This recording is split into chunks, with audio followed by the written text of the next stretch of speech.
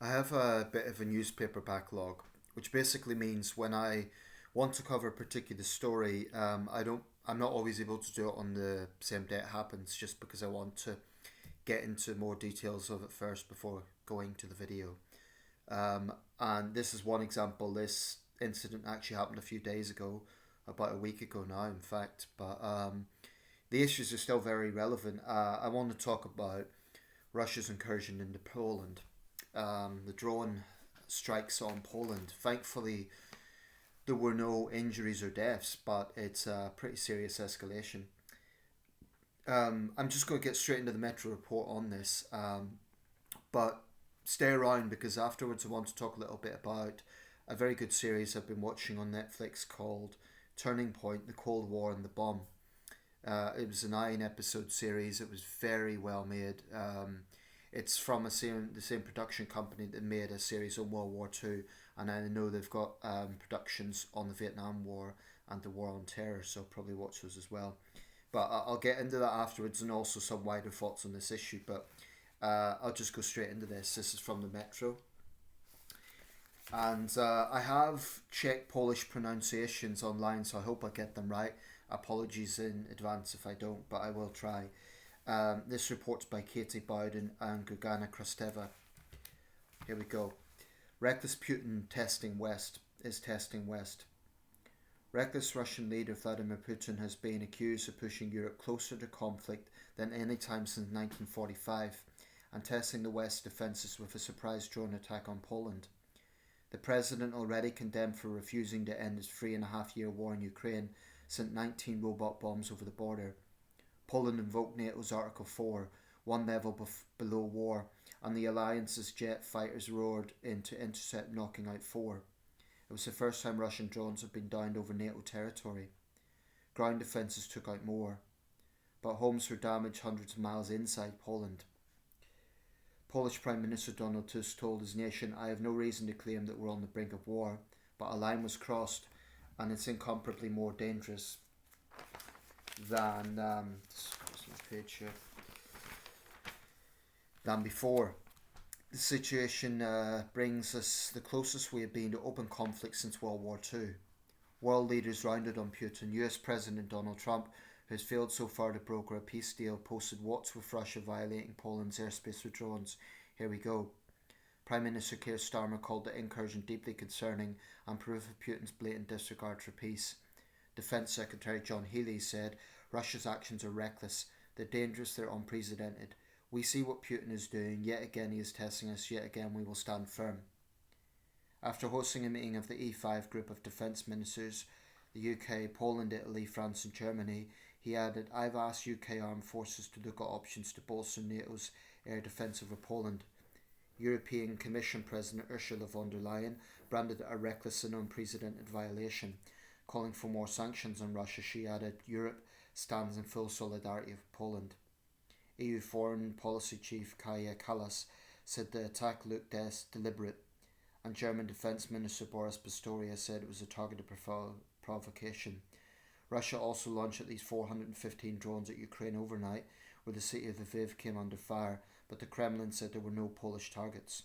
A Defence Ministry spokesman, and I assume this means the Russian Defence Ministry, also insisted no evidence has been presented that these drones are of Russian origin.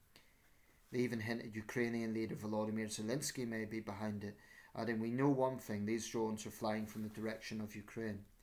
Mr. Zelensky called the overnight raid an extremely dangerous precedent, adding a strong response is needed and it can only be a joint response by all partners: Ukraine, Poland, all Europeans, the US.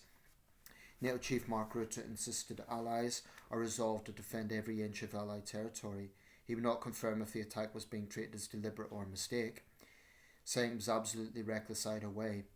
Millions of Poles in Lublin, Podlaski and Mazowiecki provinces got chilling SMS alerts as the attacks began. Homes were damaged from debris as drones were hit, including one in Ryki, that's WyrYki, and Choznowka, eastern Poland. Others landed partly intact, including at Łódź, that's Poland's second city or third city. Poland's response was typified by tax consultant Ola 27 from Warsaw. I even started planning an emergency kit, she told Metro, withdrawing cash, filling up the tank, stocking up on supplies, even putting together an evacuation bag. But I realised it was just a provocation. It's to make us panic. And I'll show you some pictures. That's someone's house. I mean, it's incredible no one was injured. So that's significant damage. That's someone's home, where they should be safe. And there's another property. You see the bomb damage going through the roof. So regarding Russia's denials, I wouldn't put too much on weight on that because, we saw even after the invasion of Ukraine, they were still insisting it was a special military operation. The logic of, I'll just play the devil's advocate for 1 minute, purely because I know that someone might mention it. If it did come from Ukraine, if it was some way for Ukraine to maybe drag NATO into this conflict in a deeper way, it would be counterproductive, and it wouldn't be, given that NATO's already extensively supporting Ukraine, I don't think it would be very sensible for Kyiv to do that. And I see no reason for them to do it. Because all it would do is, if that was to be proven, it would polarize Ukraine. So as a strategy, it wouldn't be very sensible.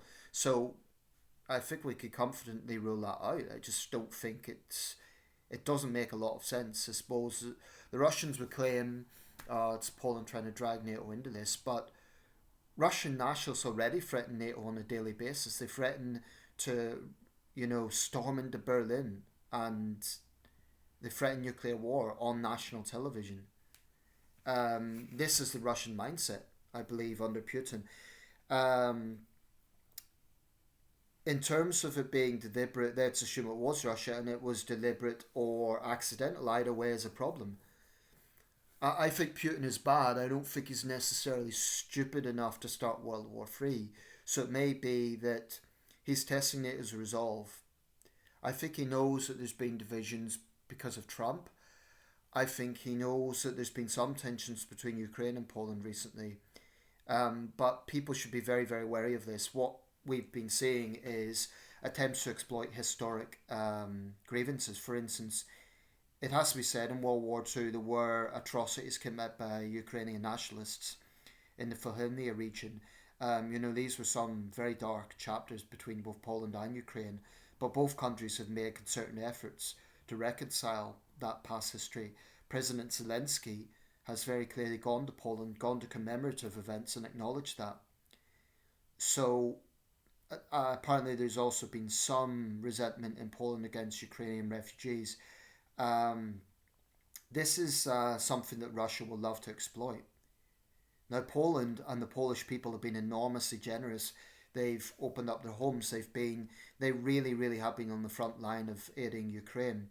And Putin and his hawks would love to sort of show divisions. So I would respectfully say to any Polish nationalist who's hostile to Ukraine, that's what Putin wants.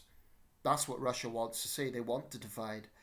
The West needs to be resolved to be united at this time. It's a no-brainer. It really is a no-brainer. Now, on the documentary I was talking about, it was an excellent series. Again, the title is Turning Point, the Cold War and the Bomb. It goes right through the Cold War, 1945, right up to 1991. But after that, there's 2 more episodes. One covers the very grim situation Russia was in the 1990s and the Yeltsin years, when there was very high crime, rampant corruption. It was ruled by oligarchs. And in that context, it is genuinely easy to see how Putin got into power.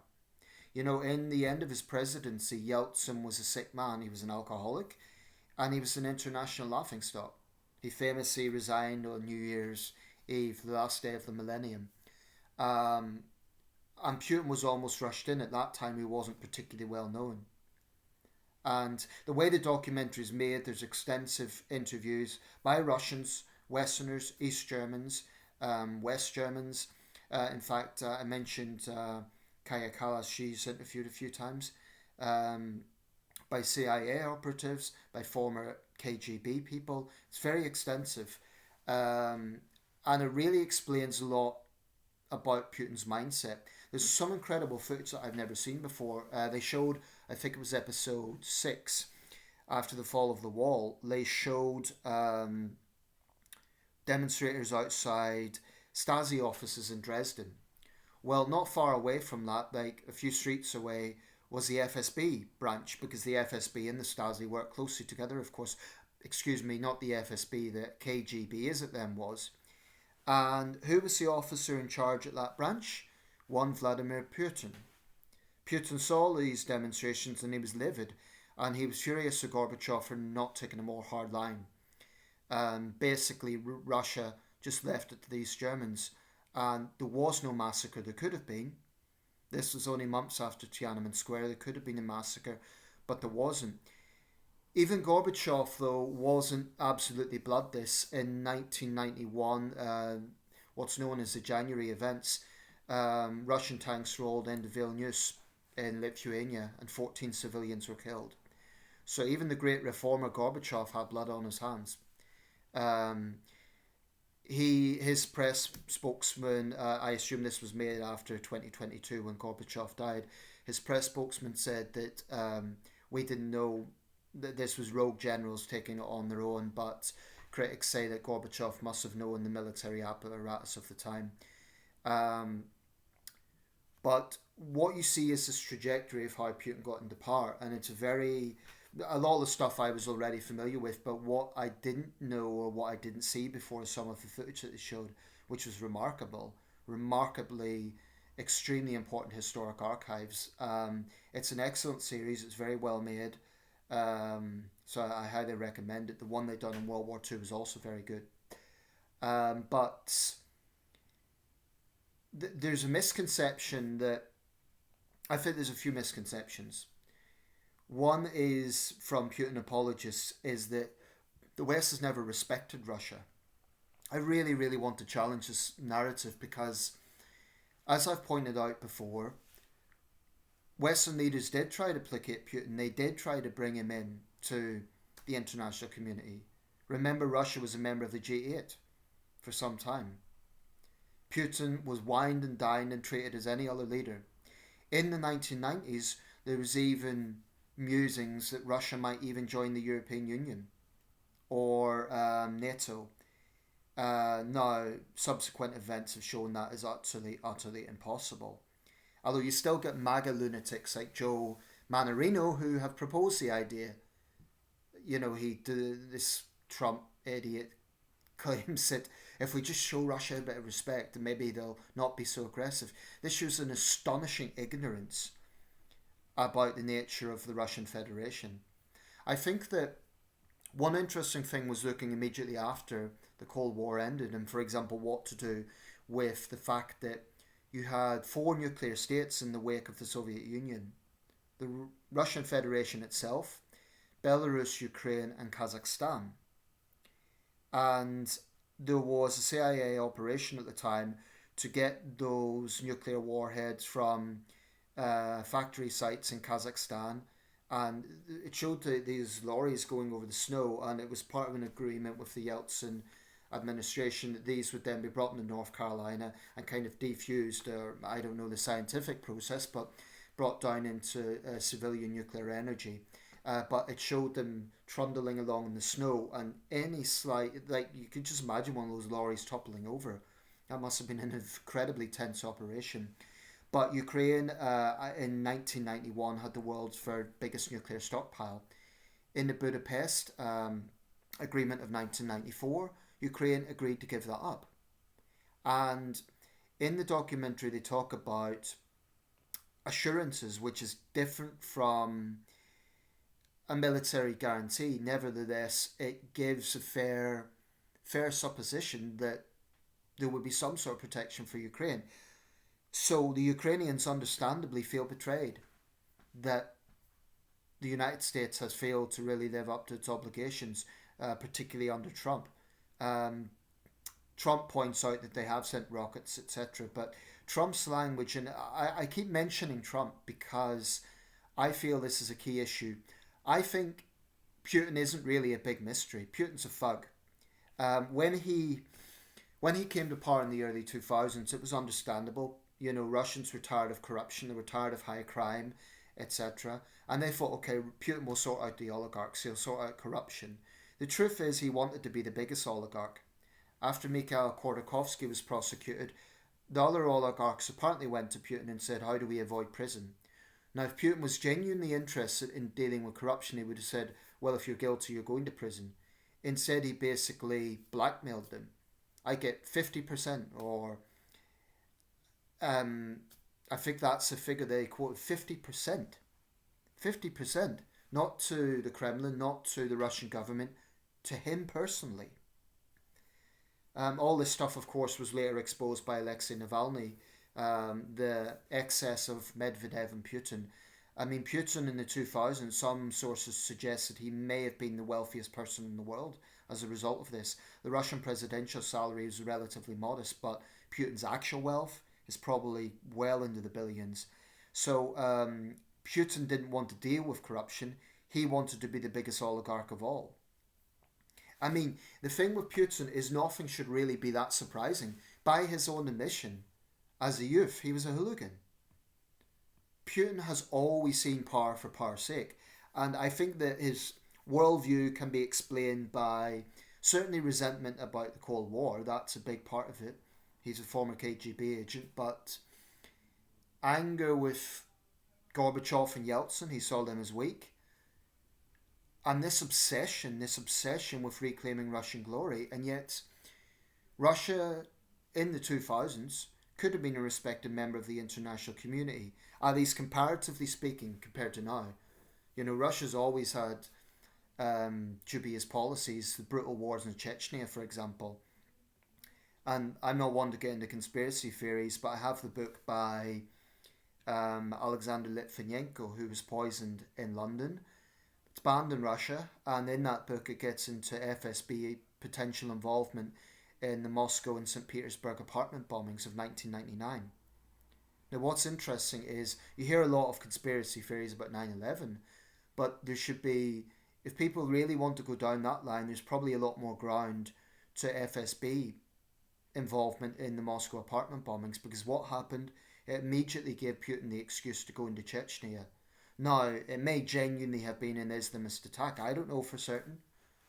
But what Litvinenko proposes, and I haven't read the entire book yet, but he proposes that there was indeed FSB involvement in this. And this was an atrocity in which hundreds of civilians were killed and injured. But anyway, the documentary goes right up to the present time, because the Cold War formally ended in 1991. But like I say, there was this period, let's say 1991 to Putin's second term in 2012. Let's say we use that as an approximate thing. So what is that? 21 years. So a brief hiatus of 21 years. Even in that time there were tensions, such as the poisoning of Litvinenko, such as differences over the war in Chechnya. But things really came to a head, I think, after Putin's second term, and it's glaringly obvious that he was always hell-bent on going for Ukraine. There was remarkable footage showing Putin speak at the 2007 Munich Security Summit, and Viktor Yushchenko, the former Ukrainian president who was poisoned in all likelihood by agents of Moscow, was sitting beside Angela Merkel, and on the other side was Putin. Putin got up, made a speech, railed against the West, basically blamed the West for all the world's problems, and as he went to sit down again, he extended his hand with Robert Gates after giving this anti-West diatribe. And that sounds typical of Putin, these double games that he plays, these sort of, almost like, I'm going to rail against the West, but you could still work with me. It's just, I think the thing with Putin is he's always been clear as day, but the sheer monumental ignorance of MAGA Republicans, particularly Trump and some of his supporters. I mentioned Joey Manorino. I don't want to give the guy too much credit. But these MAGA people are just so mind-numbingly ignorant about the situation on the ground. They do not understand the historic injustice that countries like Ukraine and Poland and the Baltic states have faced from Russia. It's not just the recent aggression, and the documentary did show some very harrowing footage of the Bucha atrocity And there was one thing that stuck with me. A young Ukrainian woman, she's sort of lying on the ground. She had the what you call it, the when someone's in shock, the foil to keep them warm. And there's an Orthodox priest. He looked like he was giving her last rites. I don't know how badly injured she was, but she said her cat had been killed, her daughter was almost killed, and you could hear artillery fire in the background. And the priest was trying to reassure her and say, "It's our side, it's our side." And the poor woman was just in a state of total shock, lying on the ground outside. And I remember the tank that ran over the car in Kiev, and those hideous images of civilians with their hands tied behind their back. And even as I'm saying this, I'm thinking of my Ukrainian friends. And, I get emotional about this. I get angry about it. I can only imagine what they go through seeing this on the news all the time. And so, what I want to say is that Putin's apologists say the problem is the West has never respected Putin. I think maybe the real problem is the West has never sufficiently stood up to Russia until it's too late, until the invasion of Ukraine. What I mean by that is when Medvedev, supposedly the reformer, invaded Georgia on the same day as the Beijing Olympics opening ceremony, that should have been a red line, the invasion of a sovereign state. That should have got the same sort of response as Jimmy Carter, to his credit, boycotted the Soviet Union after the invasion of Afghanistan. The invasion of Georgia should have got the same response from, at that time, it was the very end of the Bush administration and the beginning of the Obama administration, but not enough was done. Obama perhaps needs to answer the fact that he really opened up to Medvedev and wanted to start a new chapter. Hillary Clinton brought this little button for a reset, which Lavrov and her pushed together. I think the fundamental point is, for all of Russia's victimhood narrative, the West has a good reason to say we cannot trust Russia. Time and time again, we have tried to work with Russia and they've repaid us with aggression. Look at the attack at Salisbury. So anyone in Britain who thinks, why should we care about the Ukrainians? Russia's a threat to us. Russia brought chemical warfare to our streets. A British civilian, Don Sturgis, died. So this situation with Poland, I hope that doesn't happen again anytime soon, because if we see a situation where civilians are killed in Poland or in Lithuania, Estonia, Latvia, it will be very difficult for the respective leaders in those countries to just do nothing, to just condemn it. They will have to be seen to be doing something militarily. Um, I mean, a head-to-head between NATO and Russia, NATO absolutely trounces Russia. If you look at the statistics, NATO is significantly better armed than Russia is. But I think the Kremlin is banking on Western unease and divisions. You know, the way Donald Trump has behaved, the way his administration has behaved, this egoism about trying to seek peace and all, I really think that Anchorage summit was a massive mistake because it gave Putin a sort of veneer of respectability which he craves. I mean, it's one thing Putin going to Beijing, that's okay, of course he's going to be welcomed there, or Pyongyang even, but to go to American soil and be treated like just another leader. I mean, even the old Soviet leaders, Brezhnev, Andropov, and so on, they were dictators, they were brutal, but I would argue there's a viciousness to Putin that is unmatched since Stalin, really, within Russia itself. And Trump is pandering to this. The things that Trump has come out with over the years, it's true that in the last few months he's toughened his rhetoric a bit. But for me, and I'm sure for the Ukrainians, there is a real trust issue here. On one hand, Trump will condemn Russian aggression, but he still treats the situation like it's just two squabbling schoolboys. So I think there's a real, I think for me, there's a real danger here. Trump's only in the beginning of his second term.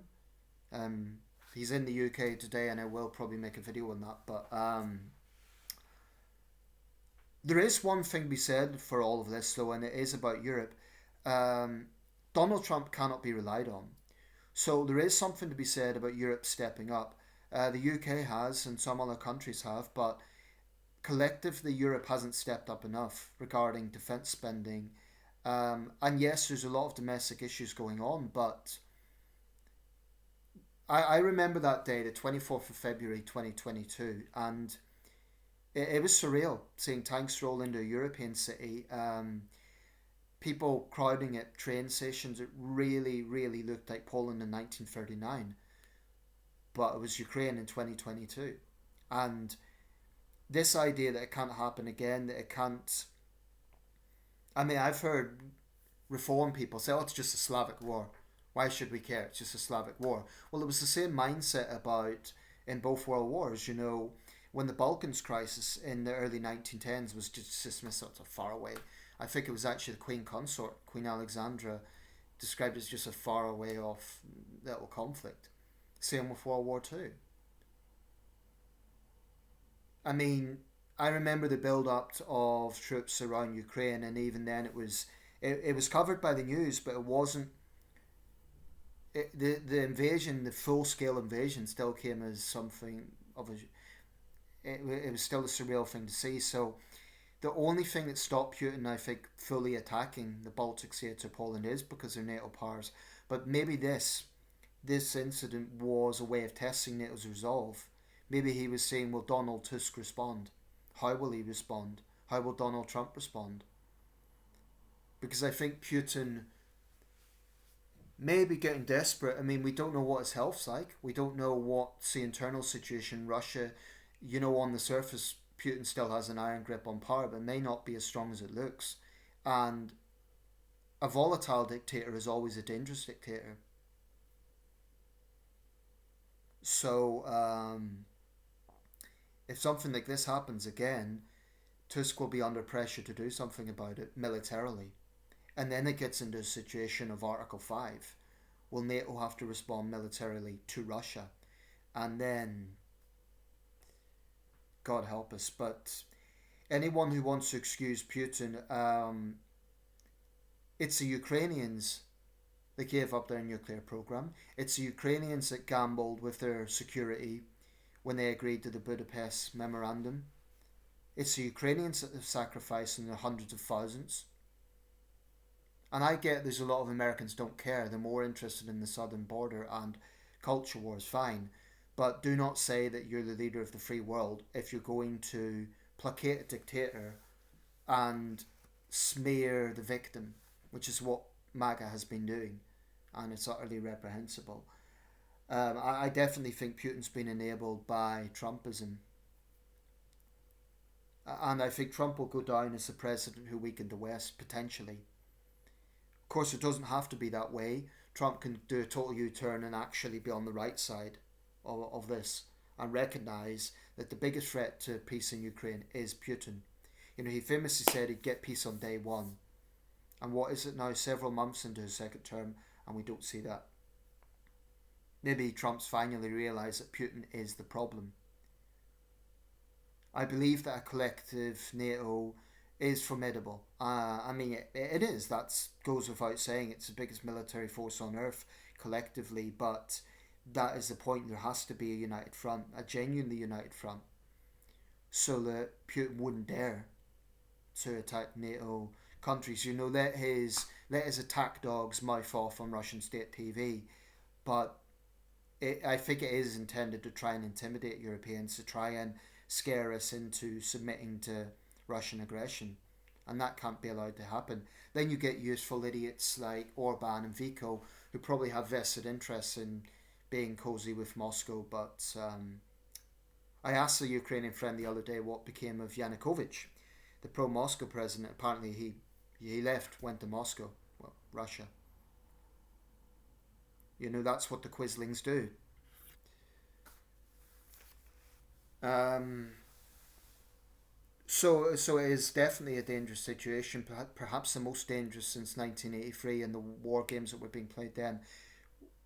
All it takes, I think, is if one of these Russian strikes kill Polish or Baltic civilians, it's going to be a very dangerous situation because the anger, I think, will be very palpable, and I think there'll be real demand for some sort of retaliation. I think one option actually could be occupy Kaliningrad, that Russian enclave in Europe. Give the Kremlin a taste of its own medicine. Respect the civilians.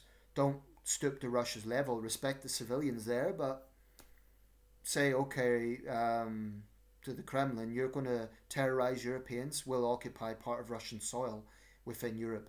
I think that should be a serious consideration without it having to escalate to, God forbid, a nuclear conflict. I don't, in my gut feeling, I don't think it'll happen, but nevertheless, my God, we've seen hundreds of thousands killed and wounded, torture, massive human rights abuses, children kidnapped. Shame, shame, shame, shame, shame on anyone who defends Putin. They disgust me almost more than Russian nationalists because you expect it from Russian nationalists, but outsiders who defend Putin, they actually make me physically sick.